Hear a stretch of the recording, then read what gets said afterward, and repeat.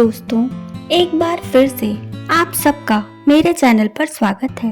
भगवान सर्वत्र व्याप्त हैं। यदि भावना निस्वार्थ हो तो प्रभु स्वयं ही भक्त के हो जाते हैं। ऐसा ही प्रसंग है रामायण का, जब भक्त प्रवर हनुमान संजीवनी बूटी लाने पर्वत पर गए थे। पर्वत की परिक्रमा पूरी करने के बाद भगवान हनुमान ने जैसे ही शीश झुकाया, उन पर आकाश से दिव्य सुगंधित पुष्पों की वर्षा होने लगी और दिव्य वाद्यों की कर्णप्रिय ध्वनि चारों ओर गूंजने लगी।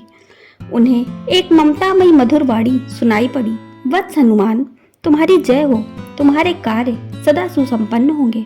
हनुमान जी ने सिर उठाकर देखा तो माता सीता अंतरिक्ष में खड़ी मुस्कुरा रही थी। उनका दाहिना हाथ आशीर्वाद की मुद्रा में था। वह आश्चर्यचकित हो गए। जब माता सीता दुष्ट रावण की अशोक वाटिका में थीं, फिर वह यहाँ कैसे हैं?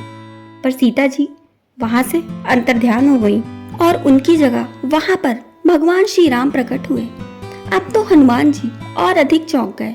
हनुमान जी अभी कुछ पूछते तभी श्री राम जी अंतर्ध्यान हो गए और उनके स्थान पर लक्ष्मण जी प्रकट हो गए।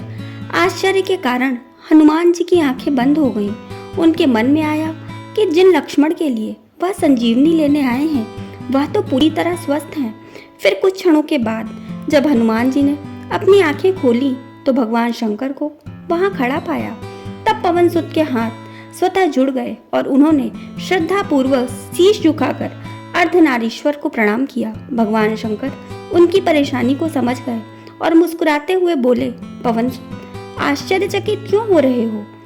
सर्वेश्वर प्रभु श्री राम की लीला विचित्र है। उसे देखकर अज्ञानी ही मोहित होते हैं, पर तुम तो ज्ञानी नाम अग्रगण्यम बुद्धिमताम वरिष्ठम हो। अपने मूल स्वरूप को याद करो। जो मैं हूँ वही तुम हो और जो तुम हो वही मैं हूँ। मुझ में और तुम में अंतर नहीं है।